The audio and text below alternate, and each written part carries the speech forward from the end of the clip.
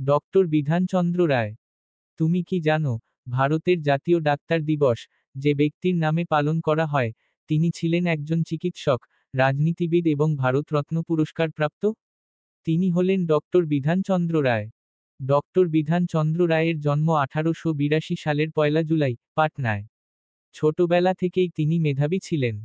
তিনি কলকাতার প্রেসিডেন্সি কলেজে পড়েন, এরপর যান ইংল্যান্ডে, মাত্র 2 বছরের মধ্যে এমআরসিপি ও এফআরসিএস 2 ডিগ্রি অর্জন করেন। দেশে ফিরে তিনি চিকিৎসক হিসেবে কাজ শুরু করেন।